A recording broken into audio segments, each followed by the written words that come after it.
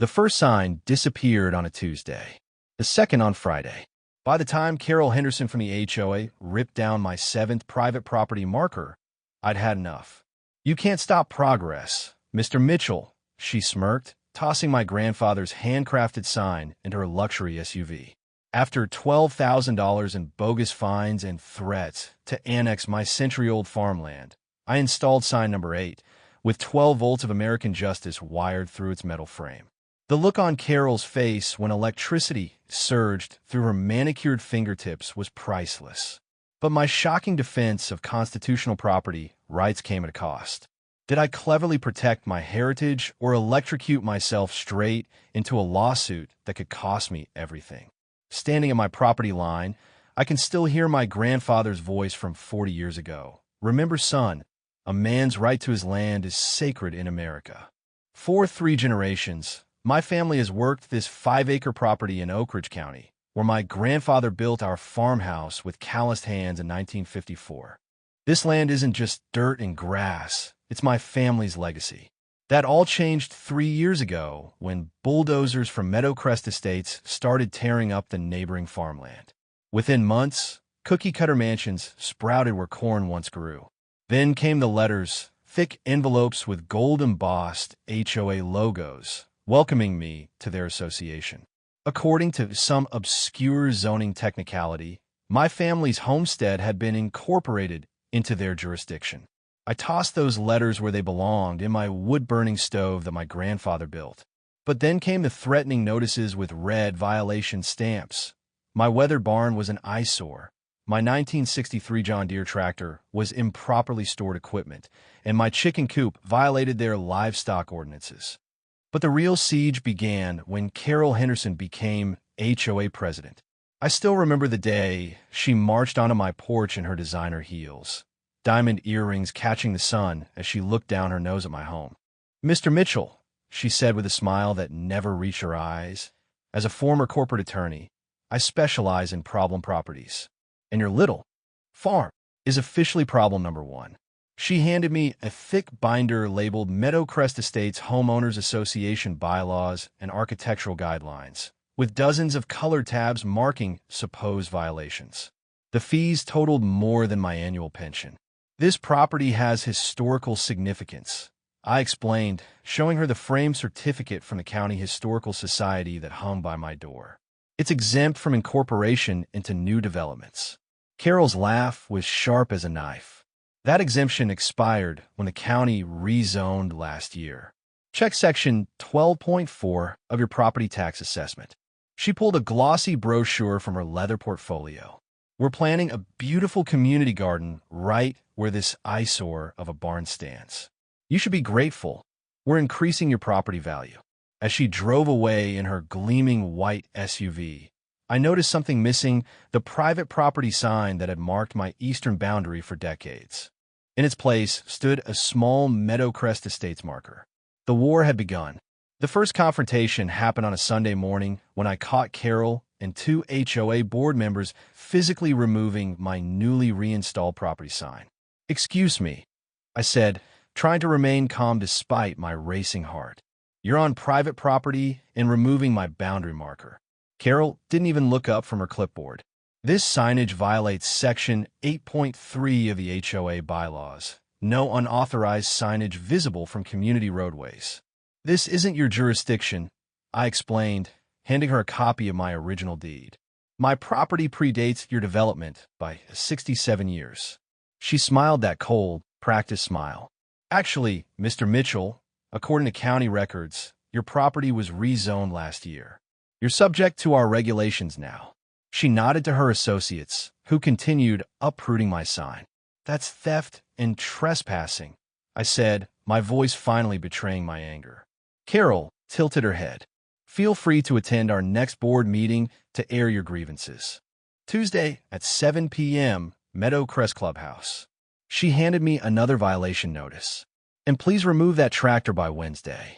It's an additional $250 per day until compliance is achieved."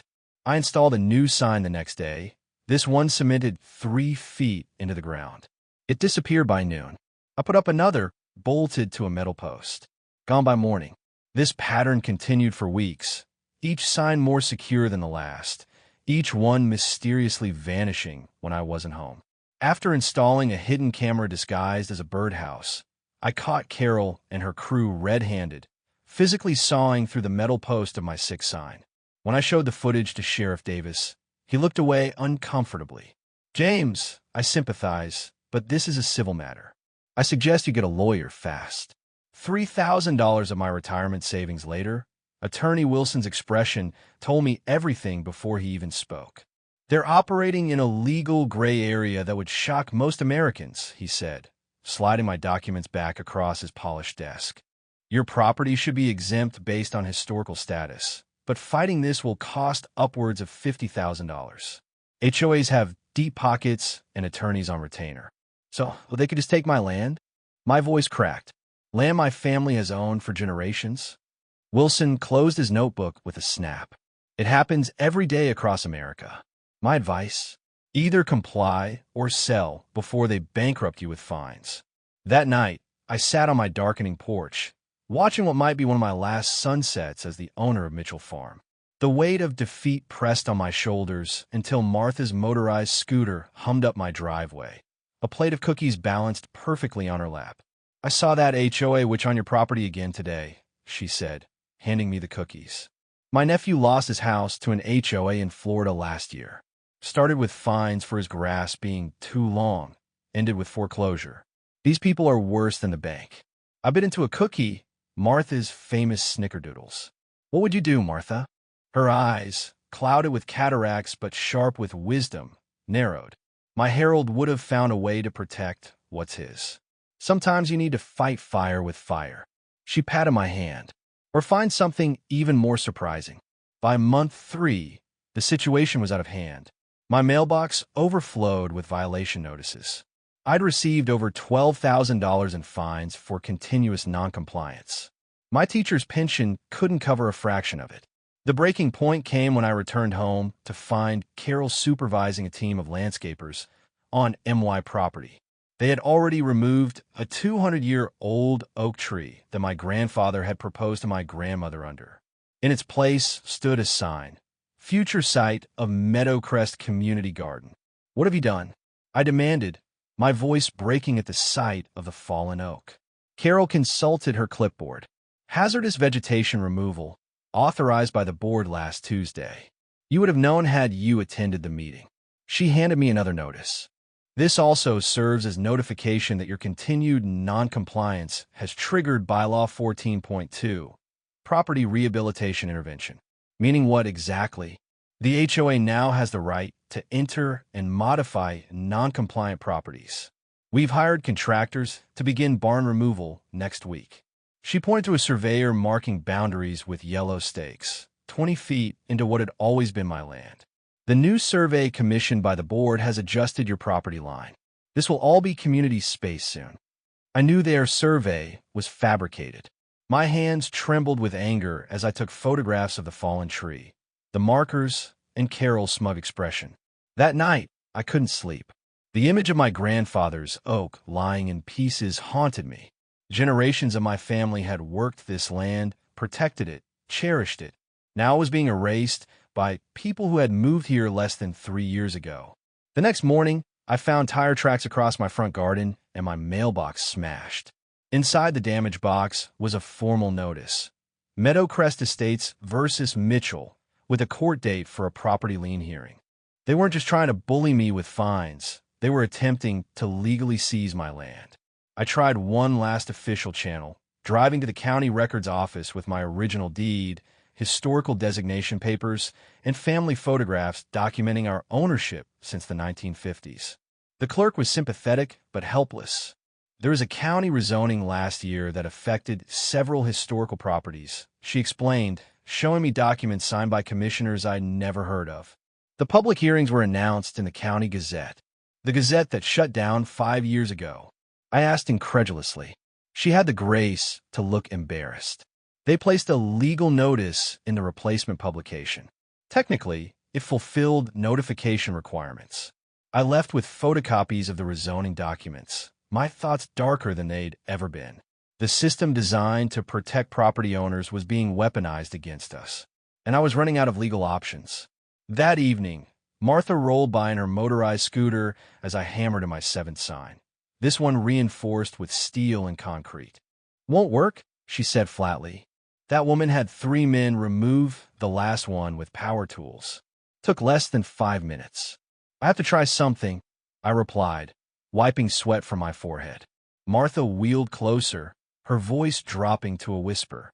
Harold was an electrical engineer, worked for the power company for 42 years. She placed a worn leather-bound book in my hands. His project notebook. Page 63 might interest you. That night, I found it, Perimeter Security Systems, Non-Lethal Deterrence. Harold had detailed electrical circuits designed to protect rural properties from predators, both animal and human. With my background teaching physics for 30 years, I understood every diagram, and an idea began to form. That night, I sat at my grandfather's oak table, the very one where he'd signed the original deed to this land, surrounded by useless legal documents and mounting HOA fines. My hands trembled with anger as I looked at the framed photo of 3 generations of Mitchells standing proudly by our property marker. Something had to be done. Harold's notebook lay open before me, illuminated by my father's old desk lamp. The electrical deterrent systems he designed were ingenious, originally created to keep coyotes from livestock without causing permanent harm. One design in particular caught my attention. A metal contact circuit that delivered a surprising but safe jolt, similar to livestock fencing, but triggered only by specific actions. The next morning, I visited my old friend Ed at Mitchell's Hardware. The bell jingled as I entered, and Ed looked up from helping Mrs. Caldwell with her garden supplies. "James, you look like a man with a mission," Ed called out, immediately abandoning the fertilizer discussion when he saw my expression. After Mrs. Caldwell left, I leaned in close. "I need something special, Ed, something to protect what's mine." I showed him Harold's diagrams, explaining what I needed, a way to deliver a surprising but safe jolt of electricity to anyone tampering with my property sign. Ed's eyes lit up. His family had lost their west pasture to Meadowcrest legal maneuvering last year. "Like a cattle fence?" Ed asked, a slow grin spreading across his weathered face.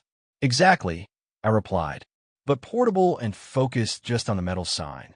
"Wait here," Ed said, disappearing into the back room. He returned with items not displayed on the regular shelves: a compact 12-volt battery, specialized wiring, and a pulse generator similar to those used in livestock fencing. "On the house," Ed insisted when I reached for my wallet. "Consider it community service. Those HOA vultures tried to find me for my store sign last month." I spent the rest of the day in my barn, working with tools my father had used decades before. By sunset, I had created a masterpiece of defensive engineering, a new, larger private property, and no trespassing sign with a hidden surprise. The sign itself was metal with a wooden frame, designed to look vintage and handcrafted, something that would particularly irritate Carol's aesthetic sensibilities. The metal sign itself became the conductor, while the wooden frame remained safe to touch. Inside the post, I concealed the battery and wiring, designing the system to activate only when someone tried to forcibly remove the sign from its mount. Simply touching the sign would do nothing. It required the specific action of trying to remove it. For safety's sake, I tested it on myself first. Touching the sign normally produced no effect, but when I tugged at it as if to remove it, the shock made me yelp and jump back. It wasn't dangerous, comparable to touching a doorknob after shuffling across carpet in winter, but it was definitely memorable. Perfect. As darkness fell, I installed the sign at my property line, carefully concealing the wires and ensuring everything looked completely normal. The camera birdhouse was repositioned for a clear view, now supplemented by a second camera hidden in a nearby tree hollow. Before heading inside, I stood for a moment in the quiet darkness, my hand resting safely on my new sign. This wasn't just about a boundary marker anymore. This was about drawing a line that couldn't be crossed, a stand for all the Marthas and Eds being bullied by people who thought money and legal maneuvering trumped basic human decency. "Grandpa," I whispered to the stars above, I hope I'm doing right by your land. As if in answer, a cool breeze rustled through the leaves of the remaining oak trees, and I felt a strange sense of peace. Tomorrow would bring whatever it would bring, but tonight I was ready. Monday morning dawned bright and clear. I followed my usual routine, leaving for the grocery store at 10 a.m., the time Carol's previous sign removal operations had typically begun. But today, my phone was set up to receive live alerts from my hidden cameras, and I parked just down the road, out of sight but close enough to return quickly. At 10:34 a.m. precisely, the familiar white Meadowcrest Estates SUV pulled alongside my property. My heart raced as I watched Carol emerge in her formal business attire, white blouse beneath a navy blazer, catching the morning sun. Two reluctant-looking landscapers in Meadowcrest uniforms followed, carrying tools. Through my phone screen, I could hear Carol clearly, her voice carrying in the morning air. "This area needs to be cleared immediately," she instructed, gesturing with her clipboard toward my property. "The community garden groundbreaking is scheduled for Saturday, and that hideous sign needs to go first. The photographer from Luxury Living magazine will be here Thursday." I zoomed in on the camera feed. One of the workers approached my sign cautiously, examining it. "Ma'am, this is pretty serious. It says private property, no trespassing, violators will be prosecuted." "And I'm telling you, it's HOA land now," Carol snapped, consulting her clipboard. "We have a new survey right here. This is officially Meadowcrest Estates common area." The second worker squinted at the sign. "Wasn't this the property where we removed 6 other signs already? Maybe we should double-check the... Are you questioning my authority?"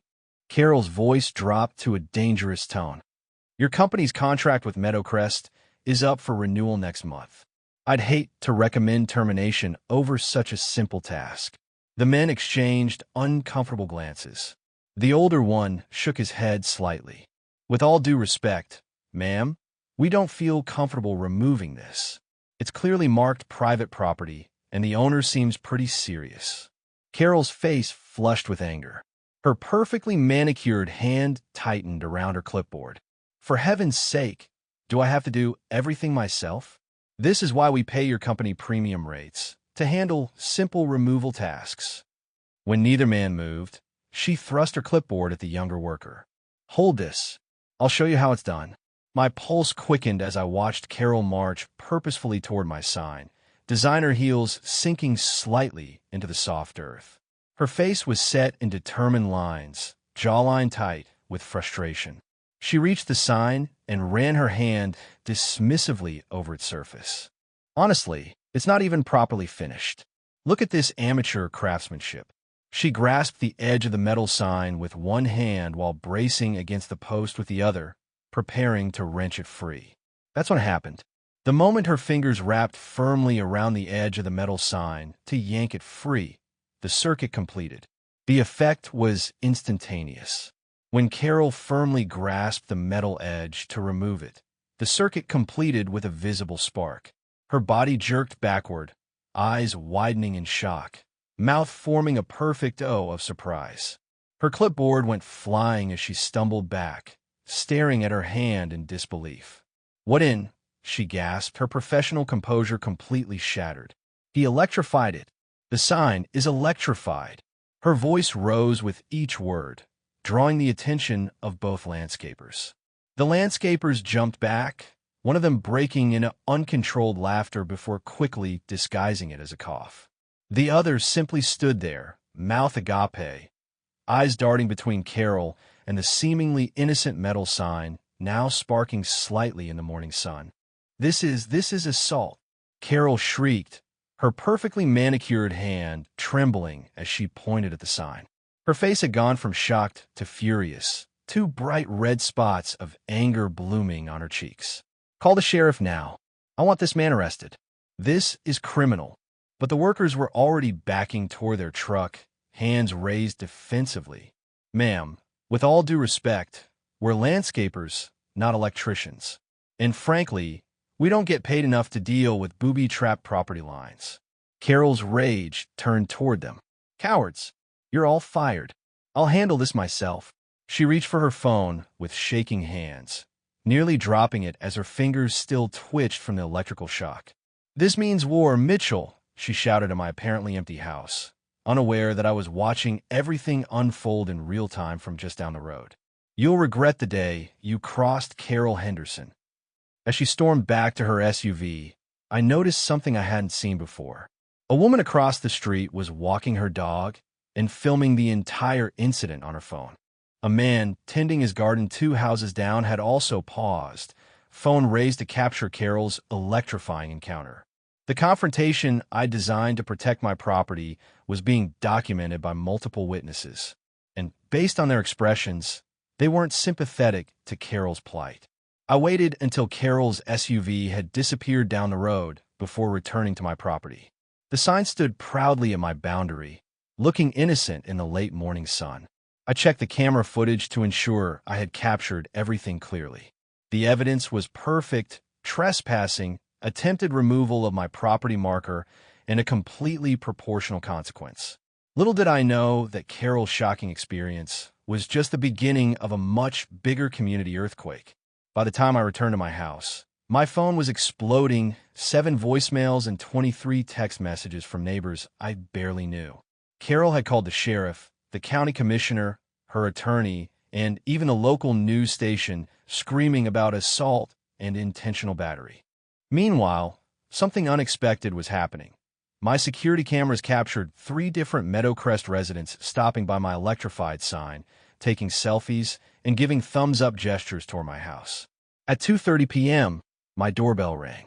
I opened it to find Diane Winters, who owned the property across from mine. We'd exchanged pleasantries over the years, but never really talked. "Mr. Mitchell," she said breathlessly, "I just wanted you to know that video of Carol getting a shock from your sign. It's all over Meadowcrest community page. There are 78 comments already." "Video?" I asked, genuinely surprised. Diane showed me her phone. Someone had uploaded footage of Carol's encounter with my sign, complete with her dramatic reaction and threats. The comment section was filled with laughing emojis and statements like, "Finally, someone stood up to her," and "Best thing I've seen in 3 years living here." "You should know," Diane continued, lowering her voice, "Carol's been terrorizing all of us. She fined my husband $500 for planting unauthorized vegetation, tomato plants in our backyard. The Johnsons nearly lost their house when she put a lien on it for having a basketball hoop visible from the street." I was stunned. I had no idea. Nobody talks about it because she's so vindictive. But after seeing this, Diane smiled. "Let's just say you're not alone anymore." At 7:30 a.m. the next morning, Sheriff Davis's cruiser rolled up my driveway. I invited him in for coffee. He'd been a student in my physics class 20 years earlier. "Tom," he began, tugging uncomfortably at his collar, "Mrs. Henderson is pressing charges for assault with a dangerous device. She's demanding an arrest." I nodded calmly and reached for my laptop. "Before we discuss that, would you like to see what actually happened?" The security footage showed Carol trespassing, explicitly ordering workers to remove my property marker and then attempting to remove it herself. "And regarding this dangerous device," I continued, leading him outside to the sign. I touched it safely with my bare hand. "The sign is perfectly harmless, unless someone tries to forcibly remove it." I showed him the simple circuit, identical to the livestock fencing used by every farmer in the county. Sheriff Davis's face transformed from concern to amusement. "You know what this reminds me of, Mr. Mitchell? That classroom demonstration you did with the Van de Graaff generator that made Principal Wilson's toupee fly off." He chuckled, shaking his head. "Technically, she was trespassing and attempting to remove your property. I'll explain the situation to Mrs. Henderson personally." That conversation must have been spectacular, because 3 hours later, Carol's luxury SUV screeched to a halt at my property line. She stayed in her vehicle, screaming threats through her partially open window. "You think this is over?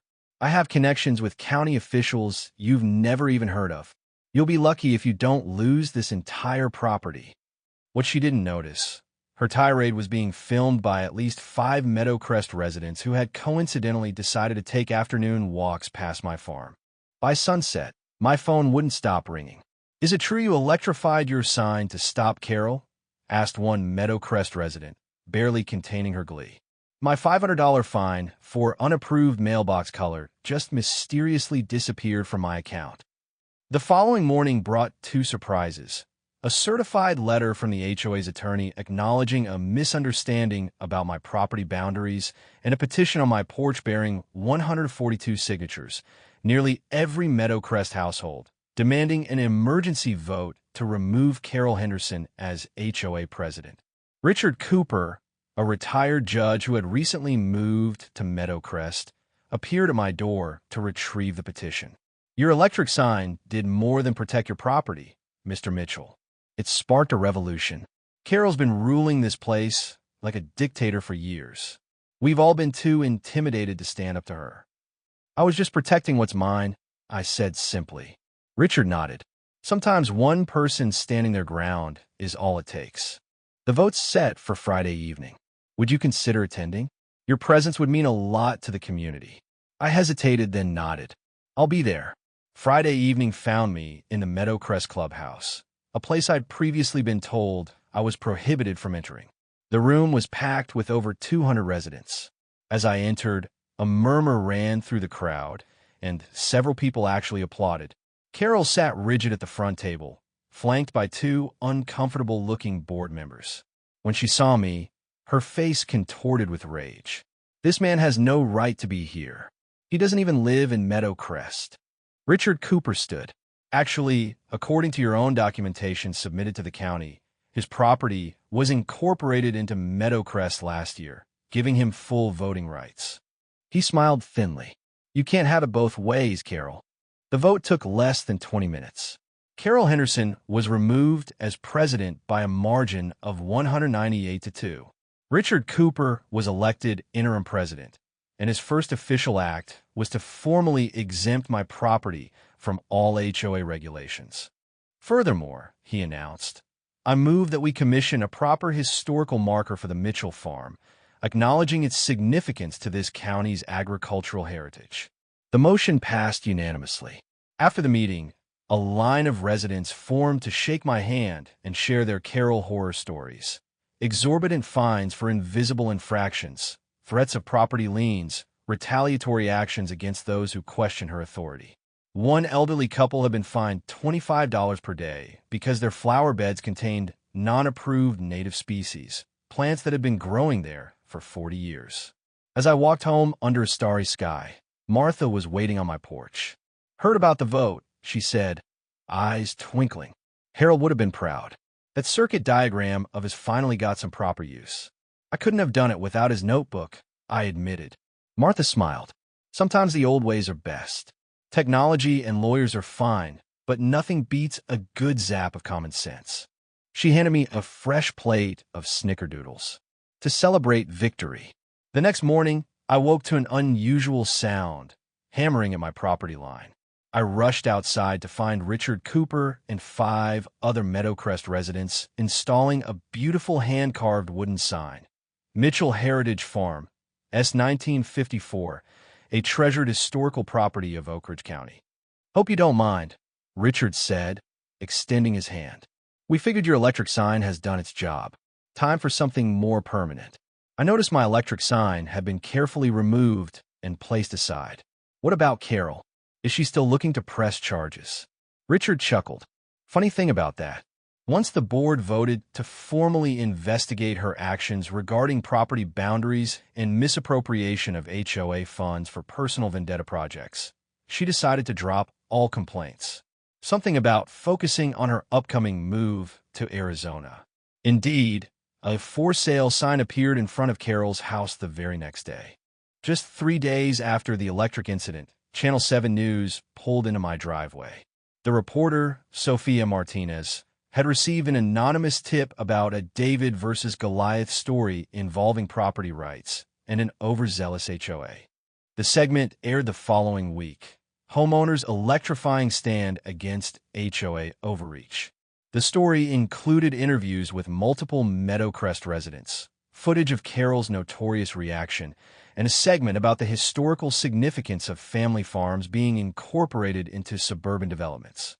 The publicity brought unexpected attention.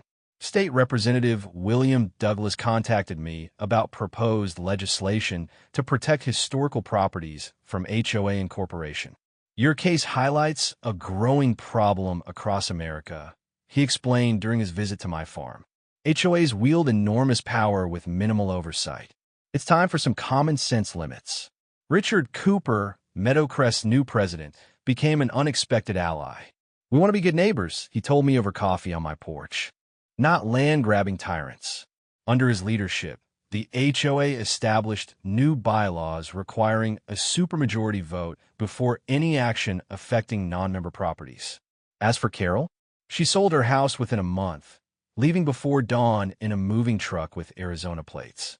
Before departing, she attempted to file complaints with every agency imaginable, all dismissed once the property boundaries were verified and her history of HOA fund mismanagement came to light. The most surprising development came when young families from Meadowcrest began appearing at my door. "Would you mind if our kids saw a real farm animal?"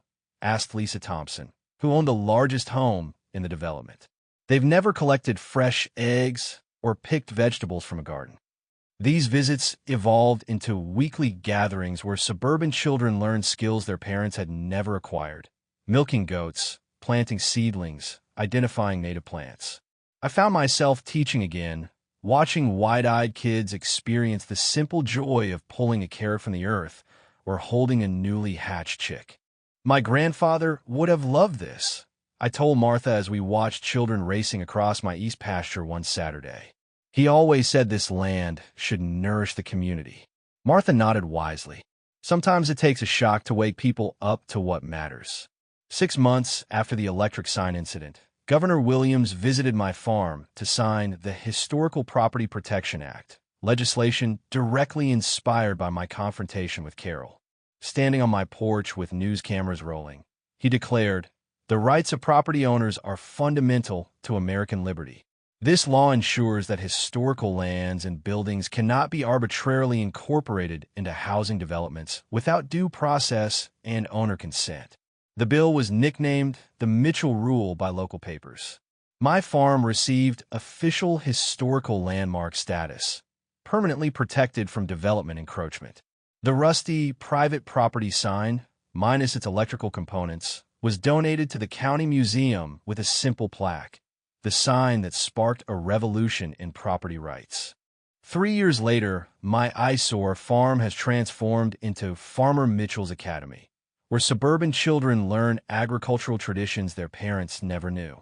The Mitchell Rule now protects historical properties in 17 states, and a PBS documentary crew recently asked what lesson people should learn from my story.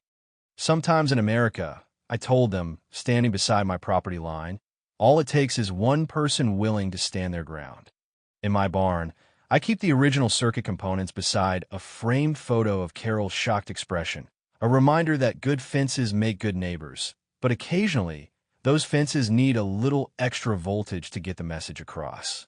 It's a lesson in both physics and freedom worth remembering. Last month, a real estate developer offered triple the market value for my farm. The irony wasn't lost on me. The land Carol tried to seize through bureaucratic bullying is now worth millions because of its protected status. I declined. As I watched the sunset over fields my family has tended for 7 decades, I realized that one small stand against an overreaching HOA created ripples protecting property owners across America. It all started with a simple private property sign and a shocking reminder that in this country, those words still mean something. That's a current worth conducting, one property line at a time.